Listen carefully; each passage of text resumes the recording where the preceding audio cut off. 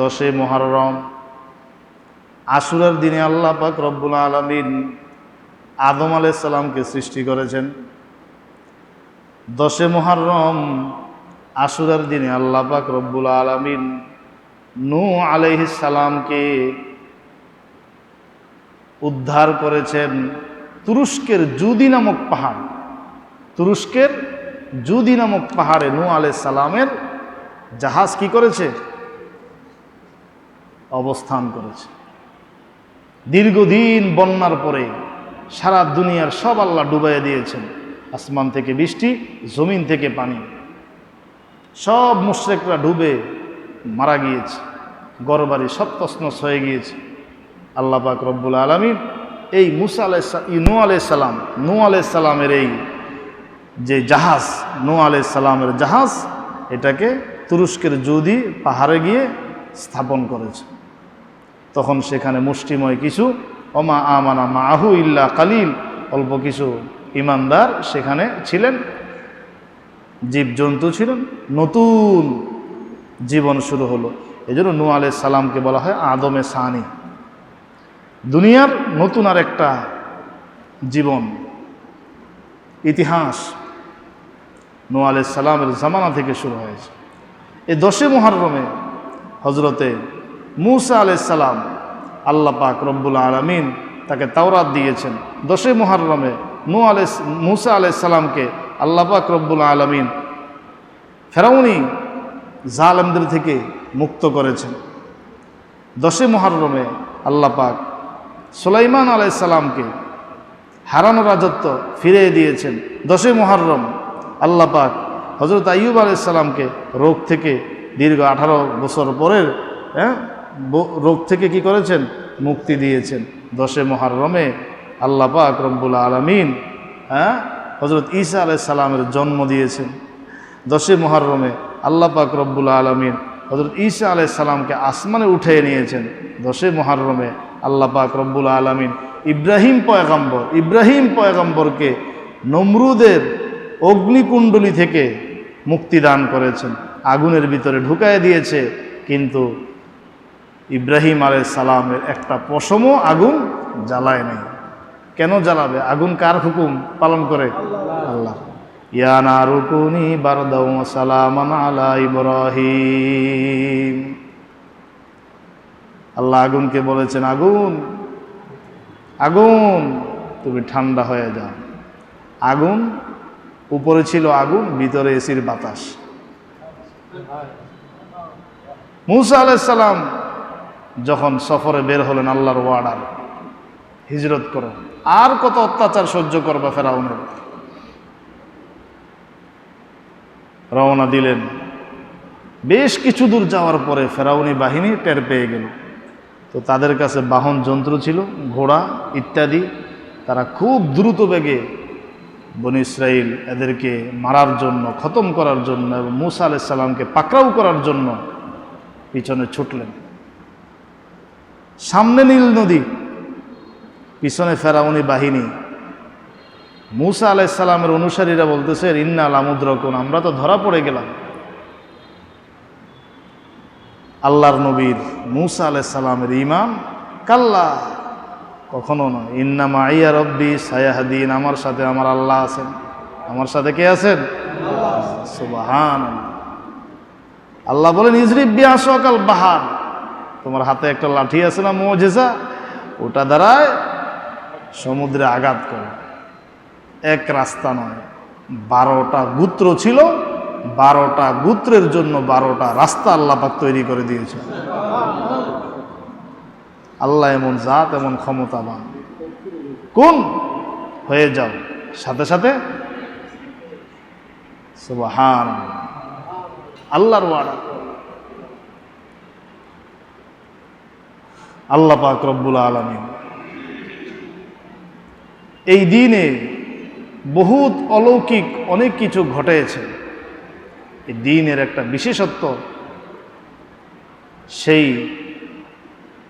মানব জাতির সৃষ্টির শুরুলগ্ন থেকে আছে, নতুন নয়।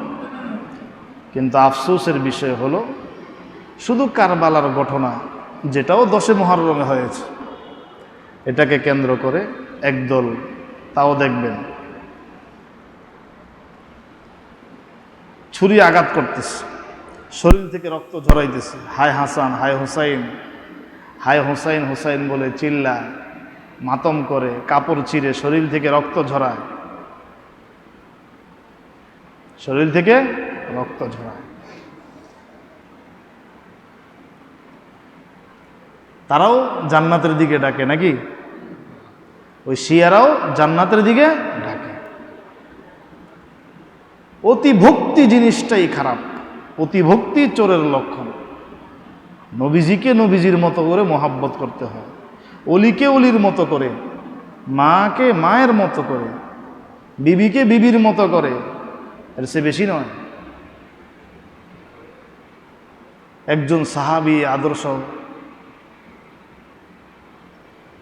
একজন হযরত হাসান হুসাইনের জামানায় কোনো তার পরিবার, তার কোনো আত্মীয় এবং কোনো সাহাবী, তারাও তো জীবিত ছিলেন, এরকম মাতম করেন নাই, মিছিল করেন নাই। এজন্য মুহররম মাসকে কেন্দ্র করে তাজিয়া মিছিল বের করা হারাম, শরীর থেকে রক্ত ঝরানো হারাম। হযরত হুসাইনের আদর্শ এটা ছিল না।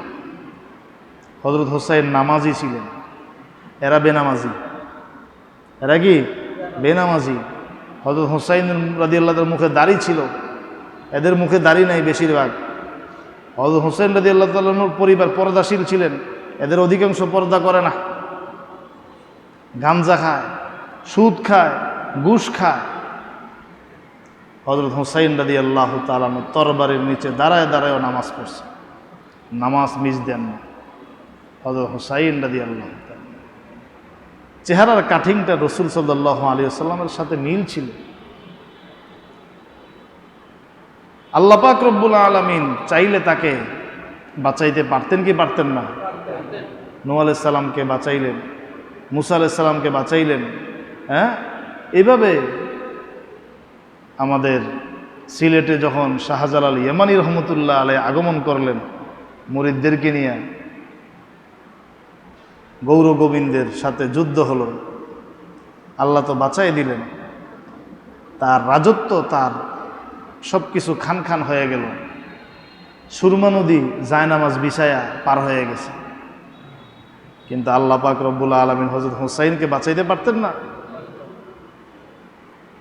মৃত্যু তো বহু আছে, শাহাদাতের মৃত্যু আল্লাহ তাআলার কাছে বেশি দাম। শাহাদাতের মৃত্যু আল্লাহ এটাই চান, ইন্নাল্লাহা আশতারা মিনাল মুমিনিনা আনফুসাহুম ওয়া আমওয়ালাহুম বিআন্না লাহুমুল জান্নাহ। আল্লাহ বলেন, নিশ্চয়ই আল্লাহ তাআলা ক্রয় করেছেন ঈমানদারদের থেকে তাদের জান এবং তাদের মাল, বিনিময়ে আল্লাহ তাদেরকে জান্নাত দিবেন। আমরা মুমিন দাবি করি, জানমাল আল্লাহর জন্য দিতে হবে, বিনিময়ে আল্লাহ কি দিবেন? জান্নাত দিবেন। বিনিময়ে আল্লাহ কি দিবেন? জান্নাত। এখন আমার জান ইহুদিদের পিছনে, আমার মাল ইহুদিদের পিছনে আমরা বিলাইতেছি। কশ্চিন কালেও তারা আমাদের বন্ধু নয়। ওয়ালান তারদা আনকাল ইয়াহুদু ওয়ালান নাসারা, ওয়ালান তারদা আনকাল ইয়াহুদু ওয়ালান নাসারা হাত্তা তাত্তাবিআ মিল্লাতাহুম। আল্লাহ বলেন, লান তারদা আনকাল ইয়াহুদ ওয়ালান নাসারা, ইহুদ এবং নাসারা, খ্রিস্টান ইহুদিরা জীবনে তোমাদের উপরে সন্তুষ্ট হবে না। একটা রাস্তা আছে, তুমি ইসলামটা ছেড়ে দাও, তাদের ধর্ম অনুসরণ করো, তাহলে তারা তোমাকে আপন ভাববে, অন্যথায় নয়। এজন্য যতই ঘুষ দাও, যতই সুসম্পর্ক রাখো, যতই পদের জন্য, ক্ষমতার জন্য যা কিছু তাদের সাথে রাখো, তারা তোমাদের উপরে খুশি হবে না। আজকে সেই ইহুদি পণ্যগুলো এত অত্যাচার, এত নিপীড়ন, এরপর আমরা এই পণ্যগুলো বর্জন করতে পারি না। এখনও দোকানে 7 আপ পাওয়া যায়, এখনও দোকানে কোকা কোলা পাওয়া যায়, আর আমরা গ্রাহকরাও আছি সেগুলো কেনার জন্য। আমার কাছে এটা খাইতে ভালো লাগে, এবার যদি এটার ভিতরে চনাও মিশিয়ে দেয়, অথবা শুকরের চর্বি, শুকরের চর্বিও যদি দেয় তাও আমি খাব। হালাল না হারাম? হারাম। এই জন্য এই মুহররম মাস থেকে আমাদের শিক্ষা গ্রহণ করতে হবে যে মুহররম মাসে আমাদের করণীয় হলো সম্মানিত মাস। এই মাসে 1 নম্বর গুনাহ ছেড়ে দাও, 2 নম্বর তাজিয়া, মিছিল, মাতম ইত্যাদি এগুলো পরিহার করা, বুক চাটটানো, শরীর থেকে রক্ত ঝরানো এগুলো পরিহার করা। মুহররম থেকে শিক্ষা গ্রহণ করা যে এই দিনে আল্লাহ তাআলা বহুত জালেম থেকে নবীদেরকে, ওলিদেরকে মুক্ত করেছেন। আল্লাহ পাক রব্বুল আলামিন এই মুহররম মাসে কিছু আমল দিয়েছেন। রোজা রাখা, রোজা কমপক্ষে 2টা। শুধু আশুরার দিন রোজা রাখা, আগে পরে মিলে 2টা, এটাও একটা বিধান, সুন্নত আমল। কিন্তু পুরা মাস আপনি নফল রোজা রাখতে পারেন। রমজান মাসের পরে মুহররম মাসের রোজা আল্লাহ তাআলার কাছে সবচাইতে বেশি দাম, সবচাইতে বেশি দাম। আল্লাহ পাক রব্বুল আলামিন বহুত বড় বড় নবীদেরকে আল্লাহ তাআলা এই দিন মুক্তি দান করেছে। বিশেষ করে নূহ পয়গম্বর কি পরিমাণ উম্মতকে দাওয়াত দিয়েছেন। এরা মারধর করত, আমরা কতটুকু কষ্ট করি। হ্যাঁ, নবীগণ মার খেয়েছে, এরা মারধর করত, মারতে মারতে সন্ধ্যাবেলা হইতো যে মারা গেছে, আবার রাতের বেলা একটু সুস্থ হয়ে দিনের বেলা আবার দাওয়াত দিতেন, কালিমার দাওয়াত দিতেন। ওমা আমানা মাহু ইল্লা কালিল, সামান্য কিছু মানুষ কালিমা পড়ে মুসলমান। আল্লাহ পাক রব্বুল আলামিন বলেন আর কেউ ঈমান আনবে না, তুমি নৌকা বানাও, আযাব দিব, এদেরকে ধ্বংস করে দিব। ওয়াসনাইল ফুলকা বিআয়ুনিনা ওয়া ওয়াহয়িনা ওয়ালা তুখাতিবনি ফিল্লাযিনা যালামু, কোনো জালেমের ব্যাপারে সুপারিশ করবা না। নূহ আলাইহিস সালাম নৌকা বানিয়েছেন, নৌকায় উঠলেন, এই তুফান শুরু। নৌকা বানানোর পরে এটা নিয়ে আবার বিদ্রুপ। 3 তলা বিশিষ্ট নৌকা বানাইছেন।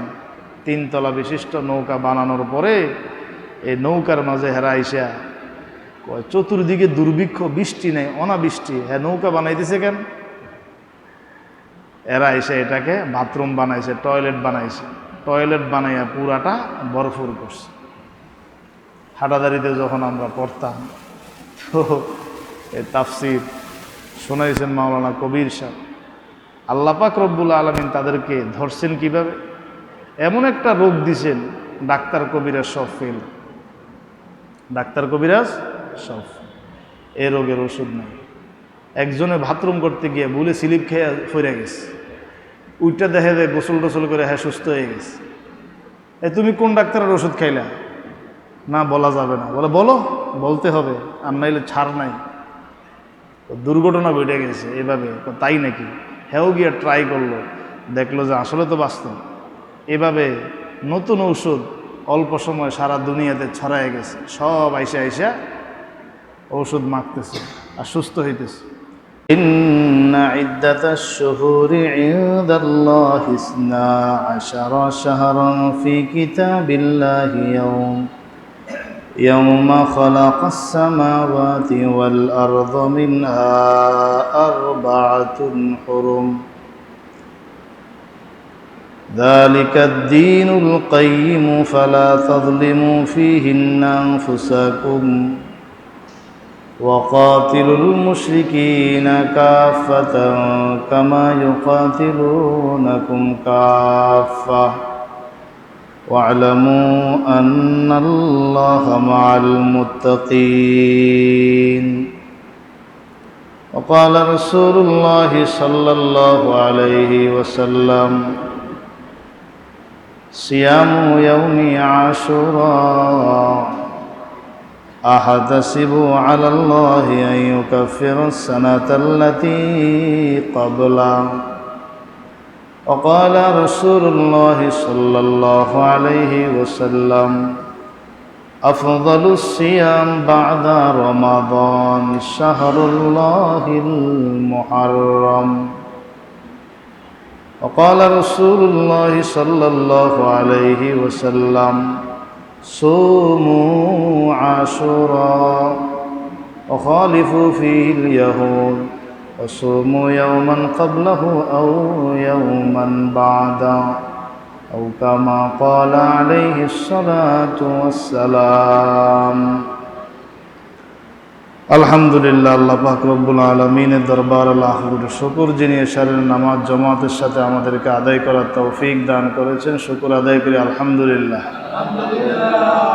এশারের নামাজের পরে আল্লাহ তাআলার কালামুল্লাহ শরীফ থেকে কিছু কথা শ্রবণ করার জন্য আল্লাহ আমাদেরকে কবুল করেছেন। শুননেওয়ালা বলনেওয়ালা সবাইকে আল্লাহ তাআলা মাফ করে দেন, সকলে বলি আমিন। কোরআনের আয়াত আল্লাহ বলেন ইন্না ইদ্দাতাশ শুহুরি ইনদাল্লাহি ইসনা আশারা শাহরা ফি কিতাবিল্লাহ। আল্লাহর কিতাবে মাস আল্লাহ তাআলার নিকট গণনায় 12, মাসের সংখ্যা 12। এটা সেই দিনের কথা যেদিন আল্লাহ আসমান জমিন সৃষ্টি করেছে। 12 মাসের মাঝে মিনহা আরবাআতুন হুরুম, 4 মাস সম্মানিত। কয় মাস সম্মানিত? এই 4 মাসের মাঝে অন্যতম মাস হলো মুহররম মাস। অন্যতম মুহররম মাস।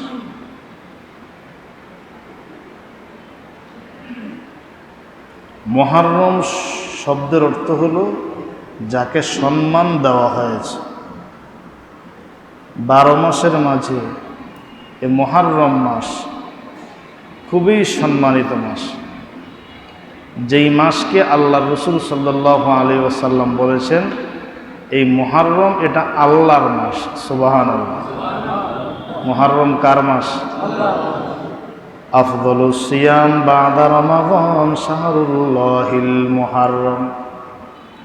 রমাদান মাসের পরে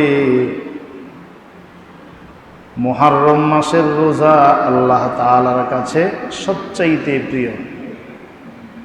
শাহরুল্লাহ আল্লাহর মাস বলা হয়েছে, আল্লাহর মাস বলা হয়েছে। এবং এই মাসে কিছু করণীয় এবং বর্জনীয় আছে। তার আগে আমরা হিজরি সন কখন শুরু হলো, আরবি তারিখ হিজরি সন কখন থেকে শুরু হলো, এ বিষয়টা একটু সংক্ষেপে জেনে নিই। ইসলামের দ্বিতীয় খলিফা হযরত উমর ফারুক রাদিয়াল্লাহু তাআলা, তার শাসনামলে হযরত ওসমান, হযরত আলী, হযরত আবু মুসা আশআরী, হযরত আমর ইবনুল আস রাদিয়াল্লাহু তাআলা আনহুম আজমাইন, ইনাদেরকে নিয়ে হযরত ওমর পরামর্শ করে হিজরি সন চালু করলেন। নবীজি যখন মক্কা থেকে হিজরত করে মদিনায় গেলেন তখন থেকে হিজরি সন হিসাব শুরু করলেন। আরবরাও এই মুহররম মাসকে সম্মানিত মাস মনে করত, সেজন্য এটাকে প্রথম মাস ধরা হয়েছে, সম্মানিত মাস মুহররম মাস। এবং এটা একটা মুসলমানদের জন্য এই হিসাবটা জানা খুবই জরুরি। স্কুলে নয়, ভার্সিটিতে নয়, কওমি মাদ্রাসায় এই হিসাবটা রাখা হয়। আরবি কত তারিখ এই হিসাবটা রাখা হয়, ইংরেজি হিসাবও রাখা হয়, কিন্তু মুসলমান হিসাবে আরবি হিজরি সন জানা এটা কি খুবই জরুরি। দ্বিতীয় কথা, এই মুহররম মাস রমজানের পরে এই মাসের রোজার গুরুত্ব সবচাইতে বেশি। হাদিস শরীফে আছে আল্লাহর রাসূল সাল্লাল্লাহু আলাইহি ওয়াসাল্লাম কয়েকটা আমল বেশি গুরুত্ব দিতেন। এক নাম্বার আশুরার রোজা, 2 নাম্বার মাসে 3 দিনের রোজা, 3 নাম্বার জিলহজের প্রথম দশকের রোজা, 4 নাম্বার তাহাজ্জুদের আমল। এগুলোর সবচেয়ে বেশি গুরুত্ব দিতেন নবীজি। তো আশুরার রোজা, একটা তো হলো আশুরার রোজা, মুহররমের 10 তারিখ ঘোষণা হবে, আপনারাও খোঁজখবর রাখবেন, জানবেন। অনেকেই রোজা রাখে, কিন্তু এই রোজা রাখার নিয়ম কি? আল্লাহ রসুল বলেন সোমু আশুরা ওয়া খালিফু ফীহি আল-ইয়াহুদ ওয়া সোমু ইয়াওমান ক্বাবলাহু আও ইয়াওমান বাদা। হে আমার উম্মত, তোমরা আশুরার দিন রোজা রাখো, একটা নয় 2টা, একদিন আগে অথবা একদিন পরে মিলায়া সর্বমোট কমপক্ষে 2টা রোজা রাখো। 2টা রোজা রাখো, ইহুদিদের মুখালাফত করো। নবীজি হিজরত করে মদিনায় গেলেন, ইহুদিরা 10 মুহররমকে সম্মান করে রোজা রাখে। কেন? ওই ফেরাউনি অত্যাচার থেকে মূসা আলাইহিস সালাম এবং তার অনুসারীদেরকে আল্লাহ তাআলা হেফাজত করেছেন। আল্লাহ তাআলা হেফাজত করেছেন। আল্লাহ রসুল বলেন নাহনু আহাক্কু বিমূসা মিনকুম, আমি তোমাদের থেকে মূসার আরো বেশি আপন, আমিও রোজা রাখবো। সাহাবীরা তোমরাও রাখো, তবে দেখেন ইহুদিদের মুখালাফত করো, ইহুদিদের বিরোধিতা করো, কারণ এরা অভিশপ্ত জাতি। সূরাতুল ফাতিহা প্রতিনিয়ত আমরা পড়ি, ইহদিনাস সিরাতাল মুস্তাকিম সিরাতাল্লাযীনা আন'আমতা আলাইহিম গায়রিল মাগদুবি আলাইহিম ওয়ালাদ-দাল্লিন। তাফসীরে বাইজুবিতে লেখেন সিরাতুল মুস্তাকিম জান্নাতের পথ। জান্নাতের পথটা কোনটা? সবাই তো জান্নাতের দিকে ডাকে, খ্রিস্টান বই লিখেছে সহজে জান্নাতে যাওয়ার পথ। খ্রিস্টানরা মুসলমানদের মাঝে বিতরণ করে, এদেরকে খ্রিস্টান বানানোর জন্য, ভুল ধর্মের ইনফরমেশন দেওয়ার জন্য। খ্রিস্টানরাও জান্নাতের দিকে ডাকে, ইহুদিরাও জান্নাতের দিকে ডাকে।